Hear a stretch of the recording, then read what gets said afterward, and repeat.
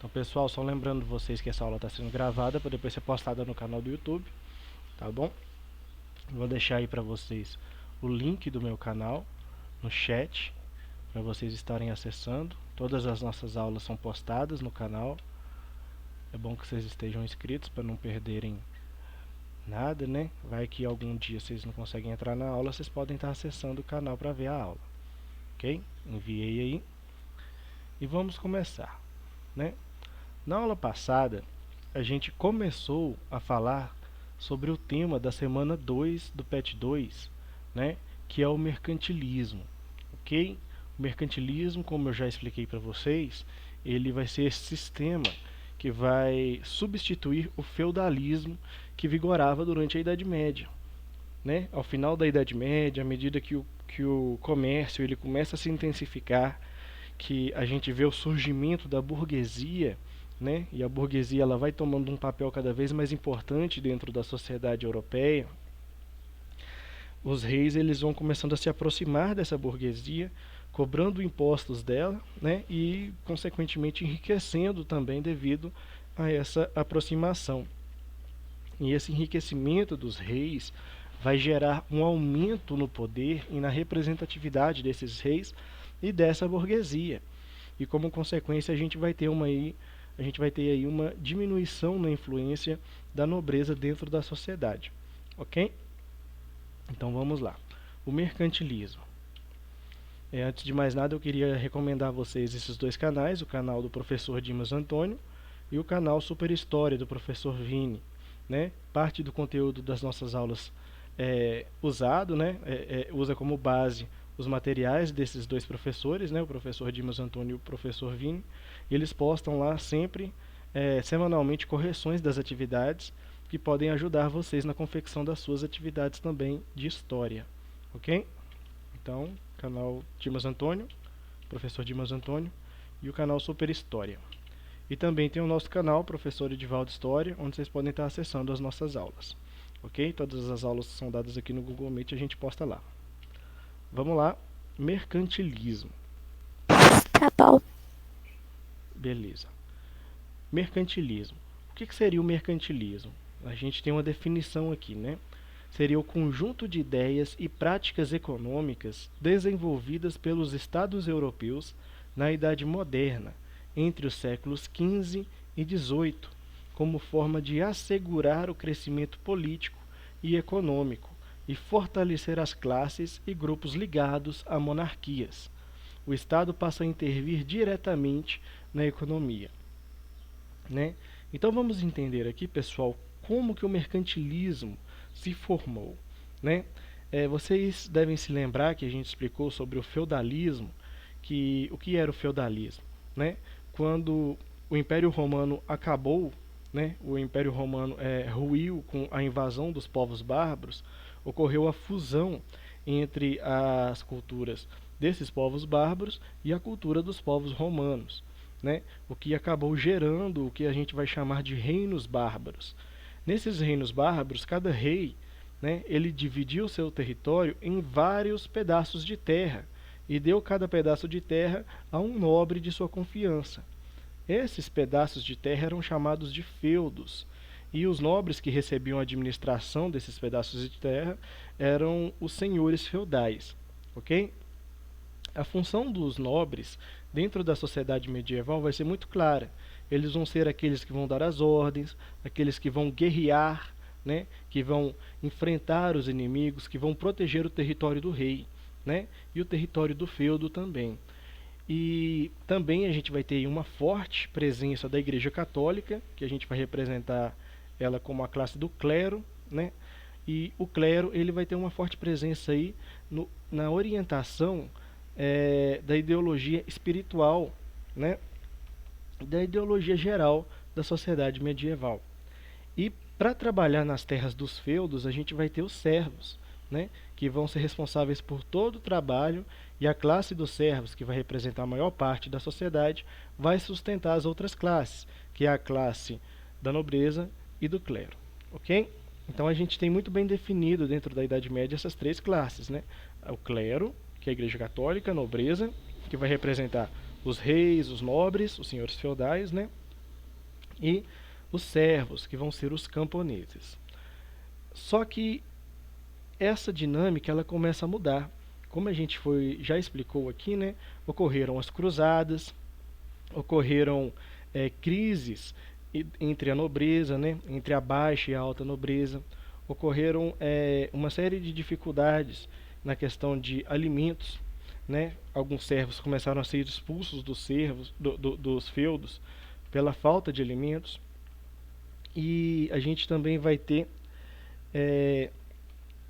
um aumento no comércio devido a esses fatores, né? Porque as cruzadas elas deram uma nova configuração para a sociedade medieval e elas impulsionaram bastante os comércios. E as pessoas elas começaram a sair das áreas rurais e ir para as áreas urbanas para fazer comércio, né? E para evitar que as feiras que eles faziam, né, as feiras que eles faziam para evitar que elas fossem saqueadas, que elas fossem roubadas, né, para que bandidos, que ladrões não pegassem as mercadorias que eram vendidas nessas feiras, eles começaram a cercar as cidades com grandes muralhas, né? E essas feiras elas eram chamadas então de burgos, né? E aqueles que faziam comércio nos burgos eram chamados de burgueses. Então, a gente tinha essa configuração na Idade Média, né? O rei, ele dava a terra ao nobre.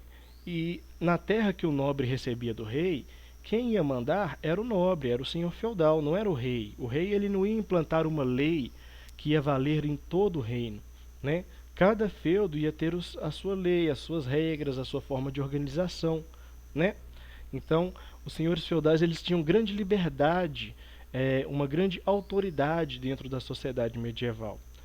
Quando surge a burguesia e os reis eles começam a se aproximar da burguesia, começam a cobrar impostos dessa burguesia, começam a enriquecer, né, com os lucros, com as riquezas, né, dessa burguesia, a gente vai ter uma mudança dentro da sociedade. Por quê? Porque de início a gente tem o clero e a nobreza que vão considerar a burguesia uma grande concorrência. E além disso, eles vão achar que o comércio, né, naturalmente, o comércio é uma atividade pecaminosa. A pessoa que enriquece fazendo comércio é uma pessoa que está enriquecendo desonestamente, né? Era o pensamento medieval. Então, havia essa ideia de que a pessoa ficaria rica pelo parentesco dela, né? Eu sou filho de um nobre, sou filho de um senhor feudal, então eu vou ser senhor feudal, eu vou ser nobre, né? Se eu sou filho de alguém rico, eu vou ser rico. Se eu sou filho de um camponês, o meu destino é ser camponês, o meu destino é trabalhar. Eles não acreditavam que uma pessoa poderia mudar de classe, né? Poderia crescer na vida. A pessoa, se ela vem de uma família pobre, ela está destinada a ser pobre, né? Era esse o pensamento medieval. Isso começou a mudar muito à medida que o comércio começou a ter uma importância maior dentro da sociedade, né? Então a gente vai ter os reis aí se aproximando dessa burguesia, e a gente vai ter a burguesia cada vez mais importante dentro da sociedade, né? Cada vez buscando mais espaço, mais papel de atuação, mais legitimidade, né, perante a autoridade real. E a gente vai ter o rei ficando cada vez mais poderoso. Por quê? Porque com esses impostos, com essas riquezas, né, que ele ganhava cobrando tributos da burguesia, ele começou a pagar exércitos assalariados, né? E esses exércitos de mercenários que recebiam, né, para poder lutar as guerras, enfrentar as batalhas, defender, né, os interesses do rei, vão fazer com que o rei vá acumulando em suas mãos um poder absoluto. E por isso que os reis, durante o período do mercantilismo, são chamados de reis absolutistas, né?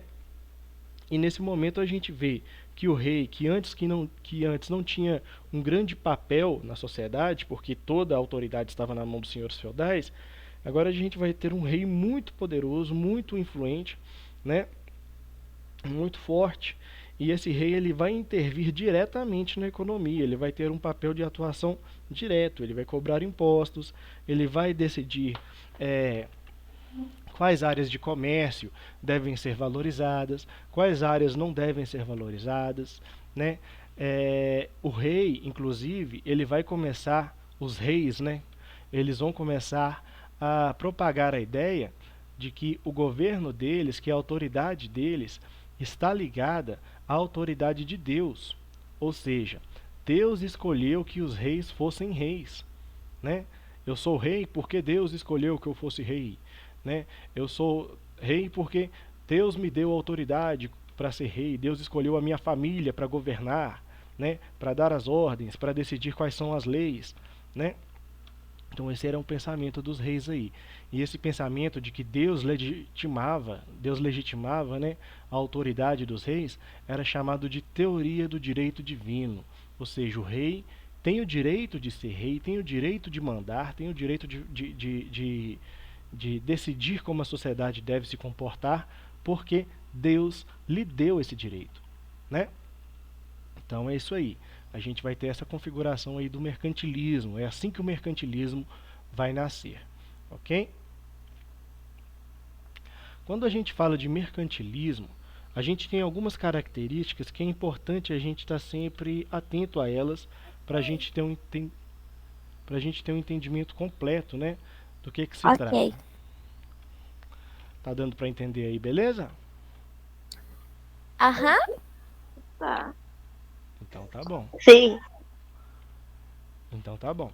Às vezes o professor fala demais e esquece, né, de perguntar, mas se vocês tiverem alguma dúvida, vocês podem me interromper, podem falar qualquer hora, tá?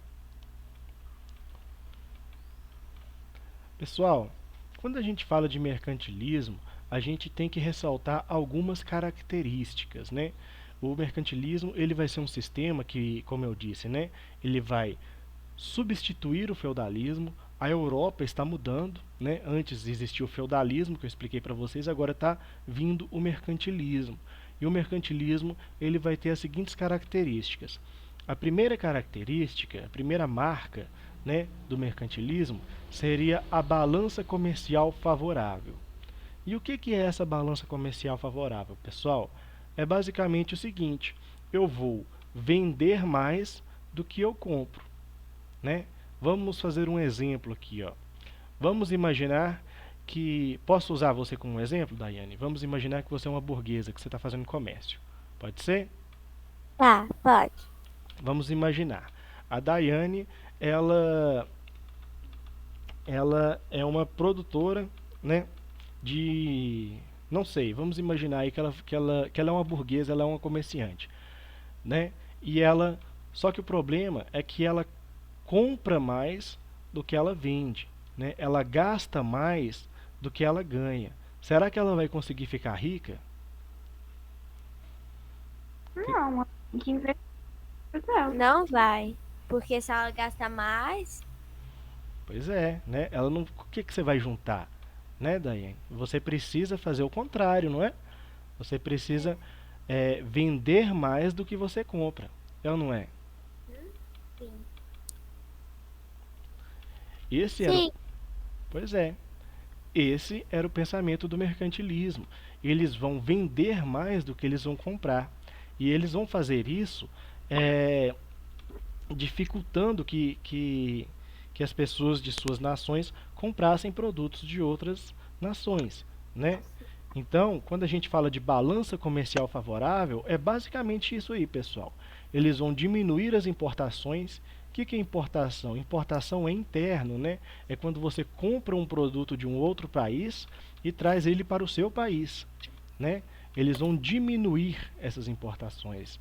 Eles vão comprar cada vez menos de outras nações, né? Para quê? Para que eles aumentem as suas exportações. Exportações vem de externo, né? Ou seja, o produto que é produzido dentro da sua nação, eles vão procurar vendê-lo para outras nações. Entenderam? Aham. Isso aí. Isso Sim. aí. Beleza. Isso aí que a gente chama de balança comercial favorável. Eles vão aumentar as exportações, vão vender mais do que eles compram, ok?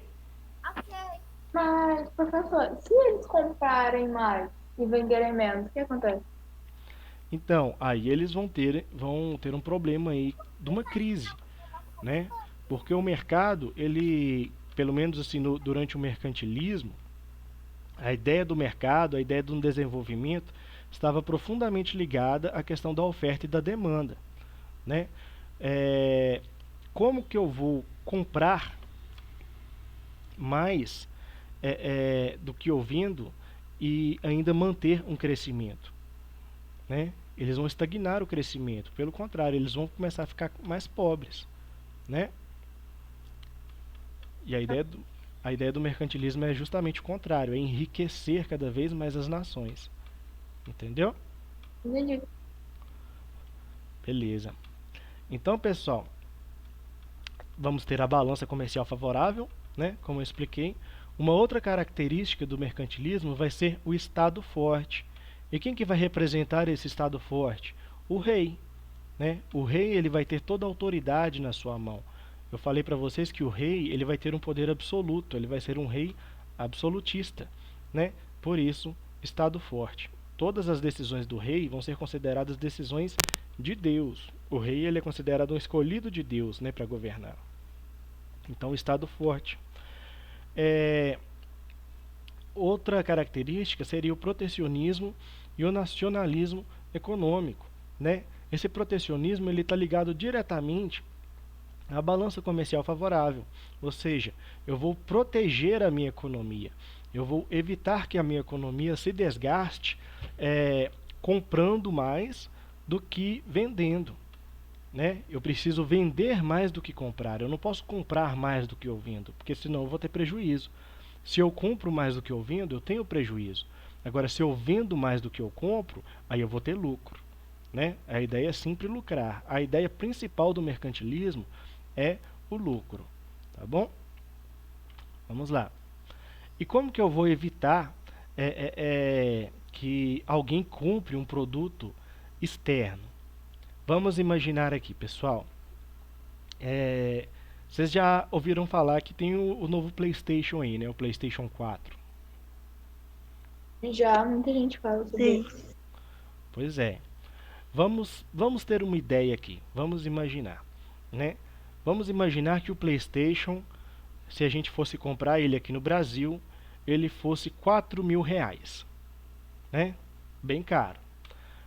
E nos Estados Unidos, aonde o PlayStation é fabricado, ele está sendo vendido a $400, né? Aí você pensa, tá bem mais barato, né? $400. Mas aí você tem que pensar, $1 está valendo R$ 5. Então a gente teria que fazer 400 vezes 5. 400 vezes 5 daria 2.000. Ou seja, o PlayStation está sendo vendido nos Estados Unidos a R$ 2.000. Ainda estaria mais barato do que no Brasil, né? No Brasil estaria R$ 4.000. Então, por que que a gente não compra o PlayStation dos Estados Unidos? Por que que a gente tem que comprar o PlayStation que é vendido aqui no Brasil, né? Pelo seguinte, pessoal, porque esse PlayStation ele não chega aqui no Brasil a R$ 2.000, né? Por quê? Porque o Brasil ele vai colocar taxas alfandegárias. O que são taxas alfandegárias? São impostos. Impostos sobre produtos importados, né? Produtos de outras nações. Por que eles faziam isso? Para desmotivar as pessoas de comprarem produtos de outros países, né? Você vai comprar um produto de outro país? Não compra não, compra aqui do meu país, né? Compra aqui do nosso país. Vamos incentivar o mercado interno, né?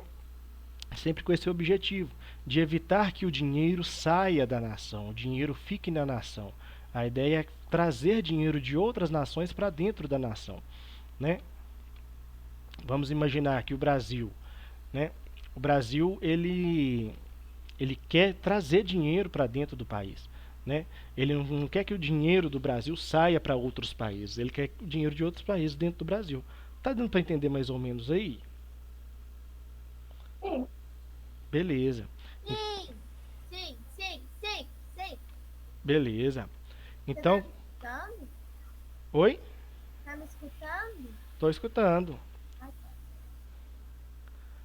Então, pessoal, o aumento das taxas alfandegárias tem a ver com isso, ok?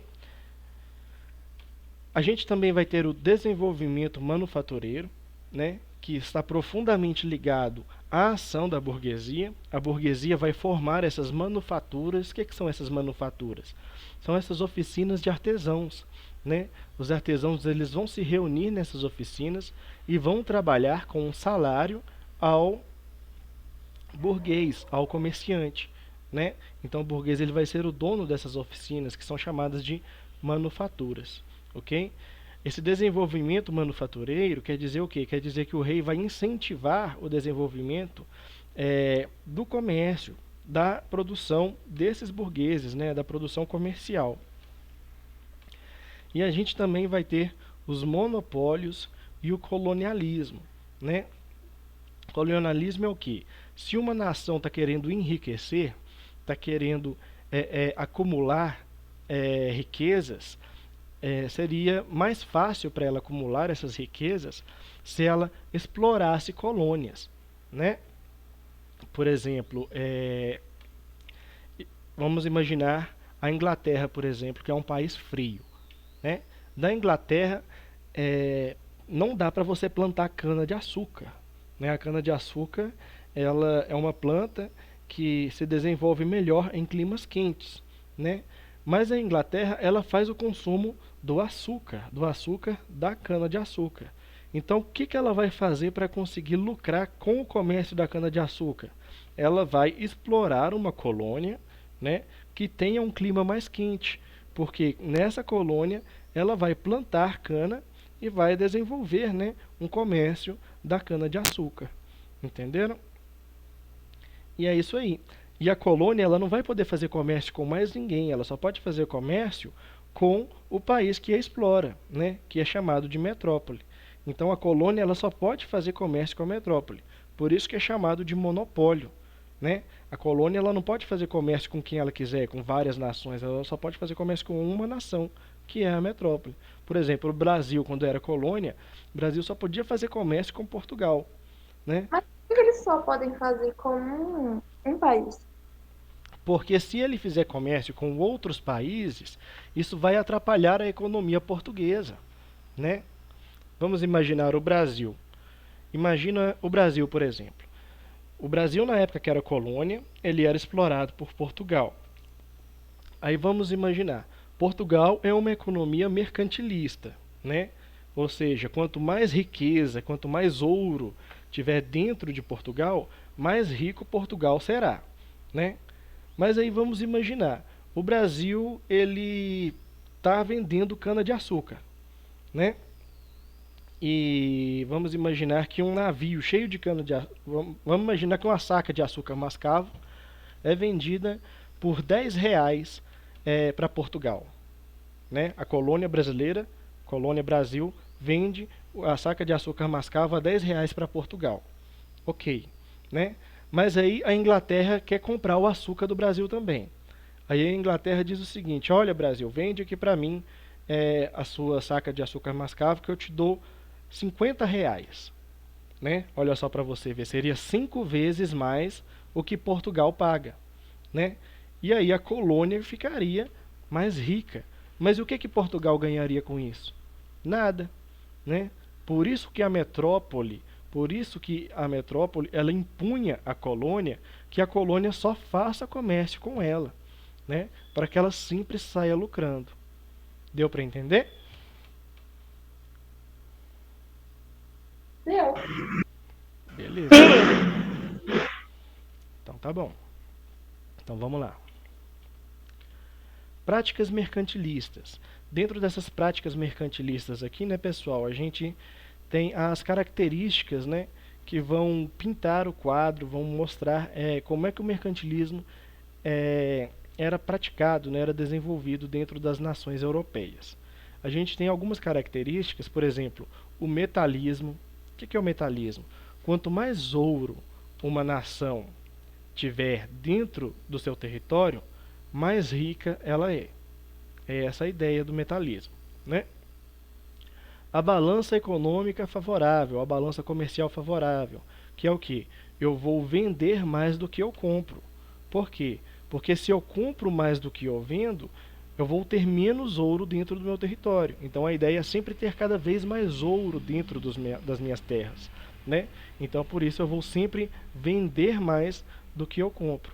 E para desmotivar as pessoas do meu país de comprarem produtos de outro país, eu vou fazer com que os produtos dos outros países cheguem ao meu país muito caros, né? Vamos imaginar que eu sou o rei de Portugal, né?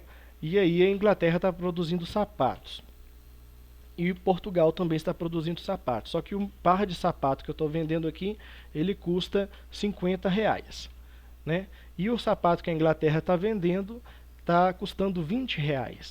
E aí ele chega aqui, o sapato inglês, a R$ 20. O que eu vou fazer? Eu vou aumentar o preço desse sapato.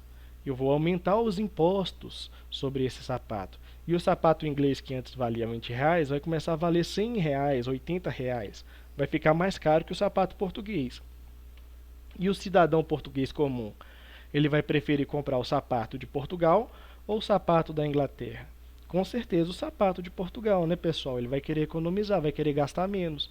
E com isso, Portugal vai evitar que o ouro de dentro da nação portuguesa saia para outros países. A ideia do metalismo. Quanto mais ouro eu tenho dentro do meu país, mais rico ele é.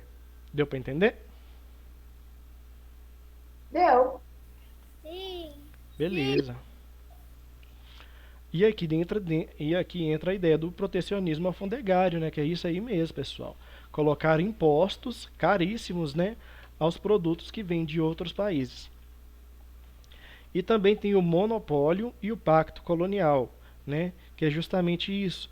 Esses países mercantilistas, eles vão procurar colônias para poder explorar essas colônias, poder fazer riquezas com a exploração dessas colônias, né?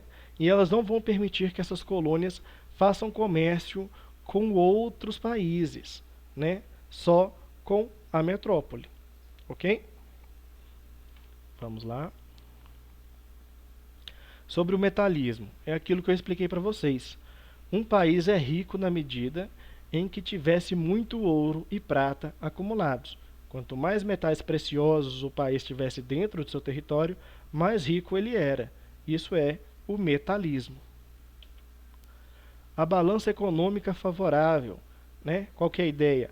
Aumentar as vendas e diminuir as compras, né? Aumentar as exportações e diminuir as importações, né? Essa é a ideia. O protecionismo alfandegário. O que seria? É uma série de medidas que esse governo toma para dificultar ao máximo a importação de produtos e a concorrência estrangeira. É exatamente isso que eu expliquei para vocês, né? Fazer com que os produtos importados fiquem muito caros e de difícil acesso à população comum, que aí as pessoas vão preferir comprar os produtos de dentro do país delas do que comprar um produto de outro país. O monopólio. Um monopólio existe quando determinada empresa domina todo o mercado ou um setor em que fornece seus produtos ou serviços. Esse termo tem origem no grego monos e pólen, vender. Ok, vamos usar um exemplo de monopólio atualmente, pessoal? Vamos imaginar, se eu falo para vocês sobre assistir vídeos na internet, qual que é o site que vem primeiro na cabeça de vocês? YouTube. Isso mesmo, né? Eu também penso isso, mas é por quê? Porque o YouTube, ele é a maior empresa nessa área, né? De todas as empresas, de todos os sites, né, que trabalham com esse tipo de serviço, ou seja, vídeos na internet, o YouTube é a maior. Por mais que existam outros sites também onde você pode acessar vídeos, né, nenhum deles consegue barrar o YouTube. Então, de certa forma, o YouTube ele tem um monopólio, né? O YouTube ele domina uma grande parte da procura da população por esse tipo de serviço, né? Vídeos na internet, ok? E a mesma coisa era durante o período mercantilista, né? Claro que não a mesma coisa literalmente, eram outros tempos, né? Mas vamos imaginar, por exemplo, que o Brasil é um dos maiores produtores de cana-de-açúcar do mundo, né? Quem que vai ter a autoridade para poder comandar, poder dominar esse comércio da cana-de-açúcar? Portugal, né? O Brasil só pode vender cana-de-açúcar para Portugal. Então Portugal vai se tornar uma grande liderança aí, ó, no comércio do açúcar dentro do contexto mercantilista, ou seja, ela vai formar um monopólio dentro dessa área de comércio, né? É isso aí. Continuando aqui. O Pacto Colonial. Esse pacto instituiu a exclusividade do comércio externo da colônia, em favor da metrópole que a colonizou. Vamos colocar um exemplo aqui e explicar como é que funciona o pacto colonial. A gente sabe, né, pessoal, que a colônia, no Brasil, por exemplo, o Brasil inicialmente ele produziu cana-de-açúcar, inicialmente ele funcionou com a exploração do pau-brasil, depois veio a exploração, né, a produção da cana-de-açúcar, né, depois veio a exploração do ouro, e todos esses produtos, né, que eram explorados, que eram produzidos aqui na colônia brasileira, eles só poderiam ser vendidos para a metrópole. E eles eram vendidos para a metrópole. Qual que era a metrópole? Portugal, né? E eles eram vendidos para Portugal a um preço muito barato, né? Então, como a colônia só tinha esse cliente, não é que outros países não quisessem comprar do Brasil, queriam, mas se o Brasil vendesse para outros países, ele ia estar fazendo contrabando, ele ia estar violando a lei. A lei só permitia que a colônia vendesse para a metrópole, que a colônia vendesse para Portugal, que o Brasil vendesse para Portugal. Ok? Então, esses produtos que tinham um alto valor no mercado eram vendidos muito baratos para Portugal, né? E vamos imaginar aqui que o colono está vivendo aqui na colônia, né? E ele está precisando fazer umas compras. Ele precisa comprar uma camisa nova, uma bota nova e um escravo novo para ajudar nas plantações, né? Ele precisa de um escravo, de um africano escravizado e de uma roupa e uma bota, né? Ele não pode comprar esses produtos de nenhum outro país. Ele vai ter que comprar esses produtos da metrópole. Ele tem que comprar de Portugal. Não importa se a Inglaterra vende mais barato. Não importa se a França vai vender esses produtos mais baratos. Ele é obrigado a comprar da metrópole. E geralmente a metrópole vai vender esses produtos a um preço muito mais caro do que ele seria comprado por outras nações. Entenderam? Então, o pacto colonial vai ser um sistema que vai trazer várias vantagens para a metrópole e nenhuma vantagem para a colônia. Deu para entender? Deu. Beleza. Então, continuando aqui, pessoal, vamos lá. O cobertismo. Cobertismo, pessoal, é um termo que não é muito abordado dentro dos livros didáticos, tá bom? Mas o Pet ele resolveu fazer uma abordagem breve dele aqui. O que seria o cobertismo? A França usou um modelo diferente dos outros, o cobertismo. Ele consistia em vender seus produtos de luxo a valores maiores e controlar os gastos do governo, ok? Então o cobertismo aí vai vigorar juntamente com o mercantilismo. E aí vem as atividades. Na questão 1, o enunciado diz o seguinte: as medidas mercantilistas foram adotadas como forma de enriquecimento dos países europeus. Analise uma consequência dessas políticas econômicas para a América, né? Ou seja, como que o mercantilismo, como que as medidas mercantilistas influenciaram a economia na América, né? Por exemplo, como que a política de Portugal influenciou a economia no Brasil, né? Vamos fazer uma reflexão aqui, ó. O que vocês podem estar respondendo? Podem falar algo assim, ó. As riquezas das colônias foram exploradas. Além disso, elas não puderam se industrializar. O poder e o controle estavam centralizados na metrópole. Lembra que eu falei que se eu quisesse comprar um sapato, eu tinha que comprar de Portugal? Sim. Aí, pessoal, e se o Brasil produzisse sapatos?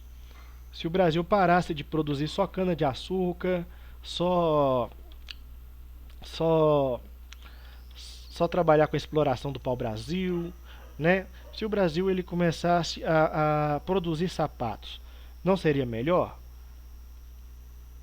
Que aí eu compraria o sapato do Brasil, compraria mais barato, E né? Mas isso não era permitido. Por quê? Porque a ideia era fazer os colonos gastarem mesmo. Se você quer um sapato, você vai ter que comprar o sapato de Portugal. Ah, mas aqui eu posso usar o couro dos animais, eu posso usar a borracha da seringueira, né? Eu tenho tudo que eu preciso aqui no Brasil para poder fazer um sapato. Por que eu não posso fazer um sapato? Porque se você fizer seu sapato, Portugal não vai ganhar nada com isso, né? E Portugal tem sempre que sair ganhando. A ideia do mercantilismo é essa. A metrópole sempre vai sair ganhando com tudo que acontece na colônia, né? Então a colônia ela não podia se industrializar, ela não podia produzir qualquer outra coisa que não fosse dar lucro para a metrópole. Então o poder e o controle estavam centralizados na metrópole. Vocês também poderiam responder algo assim, ó, que estaria correto também. A colonização do continente americano e a sua exploração. Os colonizadores buscavam ficar mais ricos usando suas colônias, né? Ou seja, a colônia ela só tinha essa função, que era enriquecer a metrópole, ok? Continuando aqui. A questão 2. Cada país adotou uma medida mercantilista diferente. Avalie qual das medidas você considera a mais eficiente e justifique o motivo. A gente sabe, né, pessoal, que o mercantilismo ele tinha um único objetivo, que era fazer lucro, fazer riqueza, né? Então, dentro das características do mercantilismo, qual delas que vocês consideram a mais importante para alcançar esse objetivo? Qual dessas características facilitaria mais você alcançar uma riqueza, né? Vocês podem citar algumas características aí. O metalismo, a balança comercial favorável, a balança econômica favorável, né? O protecionismo alfandegário, o monopólio, o pacto colonial, né? Vocês podem responder, eu acho que o pacto colonial é a melhor forma, porque aí eu vou comprar o produto bem barato da colônia e depois eu posso vender ele mais caro. É uma forma de você conseguir lucro, né? O monopólio eu acho que é a forma melhor, porque com o monopólio só eu vou poder fazer comércio com a colônia. Também você vai conseguir lucro aqui com o monopólio, né? O protecionismo alfandegário, ou seja, eu não vou deixar que nenhum produto estrangeiro entre no meu país mais barato que os meus produtos. Os produtos estrangeiros vão ser vendidos mais caros do que os meus produtos, né? Também é uma forma de você lucrar, de você aumentar sua riqueza. Outra forma, né? A balança comercial favorável. Eu não vou gastar mais do que eu ganho. Eu não vou comprar mais do que eu vendo, né? Também é uma forma de você enriquecer. O metalismo. Eu vou acumular muito ouro. Quanto mais ouro eu tiver, mais rico eu vou ficar.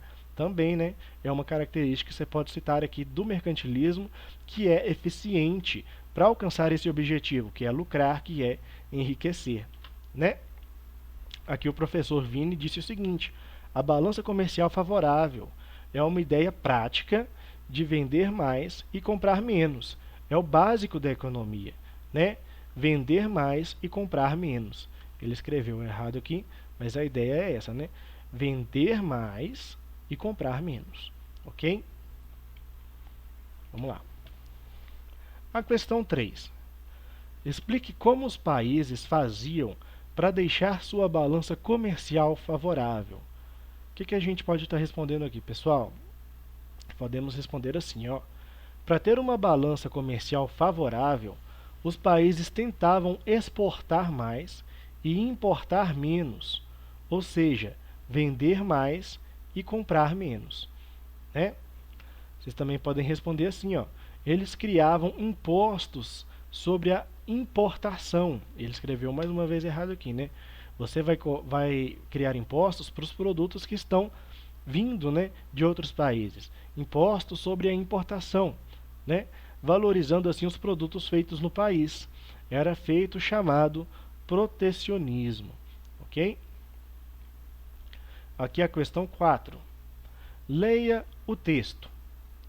A concepção mercantilista de riqueza foi, entretanto, contestada em meados do século XVIII. O francês François Quesnay, que de 1694 a 1774, afirmava que os mercantilistas estavam errados em identificar a riqueza com a quantidade de metais preciosos, pois, para ele, a fonte da riqueza era a terra. Então, pessoal, o François Quesnay, ele vai ter esse questionamento, ele vai falar: vocês, países mercantilistas, acham que quanto mais ouro vocês tiverem dentro dos seus países, mais ricos vocês vão ser? Vocês estão errados. Quanto mais terras vocês tiverem, quanto mais colônias vocês tiverem, mais ricos vocês vão ser. Era isso que ele defendia, né? Então vamos lá. O que a pergunta, o que a questão está pedindo da gente? O texto traz duas medidas de riqueza dos países, né? Uma medida pelo acúmulo de metais preciosos e a outra medida pelo acúmulo de terras, né? E aí vem a pergunta: hoje em dia, qual é a base da riqueza de um país? Pessoal, hoje em dia a gente calcula a riqueza de um país não é mais pela quantidade de terras ou pela quantidade de ouro que ele tem dentro do seu país. Não quer dizer que isso não pode influenciar. Pode influenciar sim, né? Mas a forma que a gente usa atualmente para calcular a riqueza de um país é o cálculo do PIB, ou seja, do Produto Interno Bruto, ok? Esse cálculo ele é feito com base em tudo aquilo que o país produz, tudo aquilo que o país vende, né? Então vocês poderiam responder assim, ó: a riqueza de um país é medida por meio do PIB, do Produto Interno Bruto. Esse cálculo da riqueza foi inventado pelo economista russo Simon Kuznets. Basicamente, o PIB é encontrado a partir da soma de todos os bens e serviços finais produzidos em um país durante um determinado período, ok? O professor Vini também respondeu assim, né? O principal indicador do desenvolvimento econômico de um país atualmente é o seu PIB, o Produto Interno Bruto, que é a soma do valor de todos os bens e serviços finais desse país, ok? Aqui o PET ele vai trazer uma cruzadinha, né? E aqui algumas informações de como vocês podem estar respondendo, né? Essa cruzadinha. Então vamos lá. Aqui, ó, nos campos horizontais. Aqui no campo 1, política econômica usada na França, seria o colbertismo, né? Aí vocês coloquem aí na cruzadinha de vocês. O campo 4, o espaço, né? A lacuna, comercial favorável, quando se vende mais do que se compra. Como que a gente preencheria esse espaço aqui? Com balança, né? Então, a balança comercial favorável, quando se vende mais do que se compra. Depois vocês preencham aí. No campo 6, o principal metal procurado para fazer moedas seria o ouro, né? E aqui o campo 7, continente descoberto pelos espanhóis no século XV. Qual é o continente descoberto pelos espanhóis no século XV? A América, né? Continuando aqui, no campo 8, Estratégia de enriquecimento direto pelo acúmulo de metais preciosos. O que seria, né, essa estratégia, pessoal? Seria o metalismo, né? E agora no campo vertical, né, os campos verticais. Aqui no campo 1, a prática mercantilista caracterizada por explorar novos territórios. Qual seria? O colonialismo, ok? Depois, o primeiro país a se formar, qual seria? O Portugal, né? E aqui o campo 5. A política mercantilista adotada pela Inglaterra seria, pessoal, o comercialismo. Vocês vão ver aí na tabela que não vai caber o comercialismo inteiro, né? Vai ficar assim, ó, comerciali.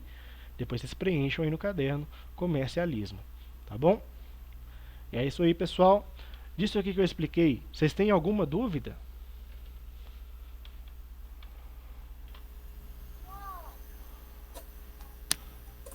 Não. Beleza, então. Obrigado por estarem comigo hoje, tá bom? E até a próxima, galera. Tchau. Valeu. Tchau. Tchau, tchau. Até mais. Tchau. Tchau, tchau. Obrigado.